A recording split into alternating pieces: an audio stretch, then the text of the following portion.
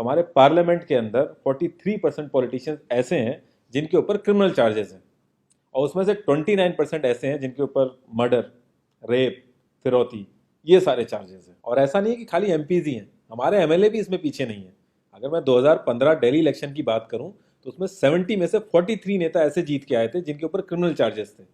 और अगर करंट की बात करें तो 37 एमएलए ऐसे हैं जिनके ऊपर क्रिमिनल चार्जेस हैं। और ये ऐसा नहीं है कि किसी ने आरोप लगा दिया या एफआईआर है, ये वो चार्जेस हैं जो सुप्रीम कोर्ट के अंदर फ्रेम हो चुके हैं। मतलब पुलिस गई है वहां पे, उसको एविडेंस कंफर्म हुए, आई विटनेसेस मिले हैं, ये वो चार्जेस हैं।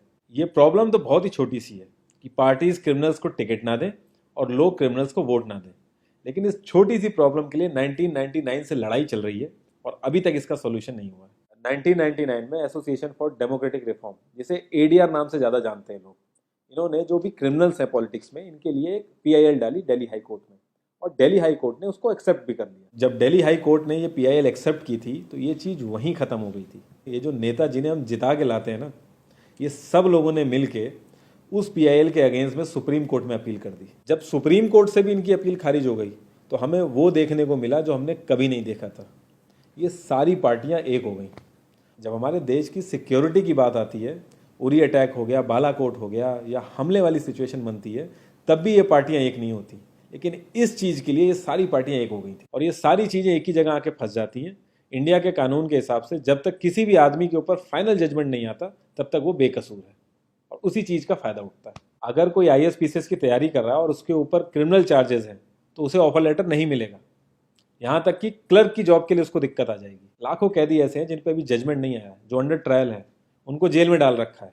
तो ये सारी चीज़ें जो एप्लीकेबल होती हैं सिर्फ पॉलिटिशियंस के लिए होती हैं, बाकी किसी के लिए नहीं। इतने बड़े सांसदीय क्षेत्र में पार्टियों के लिए इतना मुश्किल हो जा रहा है ऐसा कैंडिडेट ढूंढना जिसका कोई क्रिमिनल रिकॉर्ड ना हो। एडीआर की रिसर्च के हिसाब से क्रिमिनल कैंडिडेट के चांसेस 3 गुना ज्यादा होते हैं जीतने के क्लीन कैंडिडेट के मुकाबले। एक क्रिमिनल कैंडिडेट मनी और मसल पावर का परफेक्ट कॉम्बो बन जाता है। पार्टी के लिए फंडिंग इकट्ठी करनी हो, self financing, black money, campaigning के लिए फाइनेंस इकट्ठा करना हो, हर एक चीज में माहिर होते हैं। इसलिए पॉलिटिकल पार्टीज की ये पहली पसंद बन जाती है। पहले लोग इतनी डिमांड में नहीं थे, पहले वही भीड़ इकट्ठी करना, बूथ कैप्चरिंग, इन्हीं सब चीज़ों तक ये लोग लिमिटेड थे। लेकिन ये जैसे जैसे इनकी वर्सेटैलिटी बढ़ती गई, ये पॉलिटिकल पार्टीज की पहली पसंद बनते गए। यार पार्टीज की मजबूरी तो समझ में आती है, लेकिन कास्ट और सिस्टम फेलियर की वजह से लोगों की भी मजबूरी बन जाती है इनको वोट देना। आज की डेट में यार एफआईआर करने के लिए भी आपको जुगाड़ की जरूरत होती है, लेकिन वहीं अगर आप अपनी कास्ट वाले नेता के पास जाओगे तो आपका काम हो जाएगा, थोड़ा बहुत आपका हिसाब किताब देखेगा, आपका काम कर देगा वो। तो ये जो सिस्टम कमजोर है ये मजबूर करता है लोगों को इन लोगों को वोट देने के लिए, और ये लोग पूरा ध्यान रखते हैं कि ये सिस्टम कभी स्ट्रांग ना हो। अगर तुम क्लोजली ऑब्जर्व करो तो हर नेता यही तो समझाने की कोशिश कर रहा है कि सिस्टम सारा खराब है, सिस्टम में ये कमियां हैं और मैं तुम्हें इस सिस्टम से बचा लूंगा। और गरीबों के हक के लिए लड़ते लड़ते लड़ते वो खुद अमीर हो जाता है। यार जीतने का एक सुपर हिट फॉर्मूला है, एक एरिया डिसाइड करो, उस एरिया की कास्ट कैलकुलेशन कर लो, जो कास्ट मेजोरिटी में है उसका रॉबिन हुड टाइप या एक बाहुबली टाइप एक नेता खड़ा कर दो, जो सिस्टम काम नहीं कर पा रहा है वो काम तुम करने लगो, लोग तुम्हें वोट देने लगेंगे। इन केस अगर कोई ज़्यादा होशियार बन रहा है या लोगों में ज़्यादा समझ आ गई है तो एक छोटा सा दंगा करा दो, लोगों की मजबूरी बन जाएगा तुम्हें वोट करना। Centre for media studies CMS, इसके हिसाब से लास्ट लोकसभा जो 2019 का था उसमें 50,000 करोड़ से भी ज़्यादा पैसा इन्वॉल्व था। पूरे वर्ल्ड में इंडिया सबसे ज़्यादा पैसा खर्च करता है इलेक्शन में, यूएसए से भी ज़्यादा।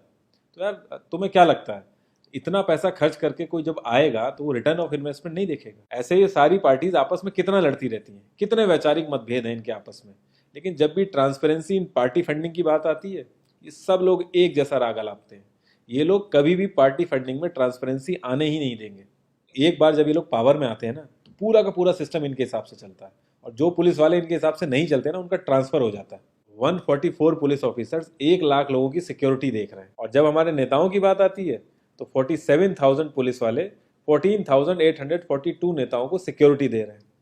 अब बाहुबलियों को क्या जरूरत है सिक्योरिटी की? कभी किसी क्रिमिनल को देखा है जिसके आगे पीछे आईएएस पीसीएस पुलिस वाले जी हजूरी कर रहे होते हैं? बहुत ही वर्स्ट सीन होता है वो। हर साल रिपोर्ट्स आती हैं कि 75% से भी ज्यादा लोगों को पुलिस पे भरोसा ही नहीं है। इंडिया एक लौती ऐसी जगह है जहां पे पुलिस को देख के इंसान सेफ फील करने की बजाय डरता है। एक 15 साल के बच्चे तक को पता है कि आईपीएल में सट्टा लगाने के लिए किसके पास जाना है, लेकिन हमारी पुलिस को नहीं पता। और ये सारा सिस्टम, ये जो वीक सिस्टम है, हमारे नेताओं को बहुत सूट करता है, क्योंकि जिस दिन ये स्ट्रांग हो गया तो इन सब की दुकानें बंद हो जाएंगी। इंडिया की 65% आबादी 35 की एज से नीचे है, जो हमारा लोकसभा है उसकी एवरेज एज है 54 और राज्यसभा की एज 63.5 है। एक दो केस अगर छोड़ दें तो आम आदमी के लिए पॉलिटिक्स में घुसने का रास्ता नहीं है। अगर आप गूगल पे सर्च करोगे ना टॉप 10 यंग पॉलिटिशियंस, तो एक भी नाम उसमें ऐसा नहीं होगा जिसका कोई फैमिली से पॉलिटिकल कनेक्शन ना हो। आज़ादी के बाद से 0.5% से भी कम पॉलिटिशियंस ने अपने बच्चों को आर्मी में भेजा है। वहाँ नहीं भेजते ये लोग। हम लोग इनसे मैनिफेस्टो में डिमांड ही कहाँ करते हैं। हम तो बस रिलीजियस मुद्दे देखते हैं मैनिफेस्टो में और खुश हो जाते हैं। इंडिया ने ब्रिटिश पार्लियामेंट्री सिस्टम अडेप्ट किया और उसमें एक बहुत ही इंपॉर्टेंट चीज़ है शेडो कैबिनेट, वो हमने छोड़ दी। इसके बारे में बहुत ही कम लोगों को पता है और ये लोग हमें पता लगने भी नहीं देते। तो इसमें होता यह है कि अगर मैं फाइनेंस मिनिस्ट्री का ही एग्जाम्पल लूँ तो जो भी रूलिंग पार्टी का फाइनेंस मिनिस्टर है उसके पैरेलली एक ऑपोजिशन का भी फाइनेंस मिनिस्टर असाइन हो जाएगा और जो रूलिंग पार्टी का फाइनेंस मिनिस्टर है उसकी एक्टिविटीज़ को ऑपोजिशन का फाइनेंस मिनिस्टर लोगों तक पहुंचाएगा। और इसी तरीके से हर डिपार्टमेंट में होता है और लोगों के लिए बड़ा बेनिफिशियल रहता है ये, क्योंकि एक छोटे से छोटे काम के लिए हमारे इंडिया में बहुत सारी मिनिस्ट्री इन्वॉल्व रहती हैं, तो एक्चुअल में किस नेता की गलती है पता ही नहीं चल पाता है। इस तरीके के बहुत सारे कॉन्सेप्ट हैं जो हम लोगों को पार्टी से मैनिफेस्टो में डिमांड करने चाहिए, क्योंकि हम लोग तो हमेशा मंदिरों और मस्जिदों के लिए ही लड़ते हैं। ये सारी चीज़ें एकदम से तो सही हो नहीं जाएंगी, लेकिन एक चीज़ हमारे हाथ में है कि यार हम कम से कम किसी क्रिमिनल को तो वोट ना दें।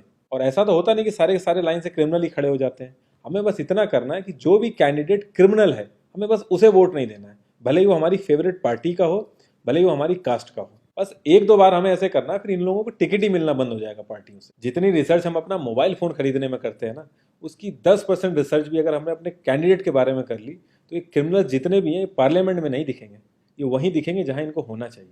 लास्ट में एक ही क्वेश्चन पे मैं इस कॉन्वर्सेशन को एंड करूँगा कि पॉलिटिक्स अगर समाज सेवा है तो सैलरी क्यों, और अगर नौकरी है तो एग्ज़ाम और क्वालिफिकेशन क्यों नहीं।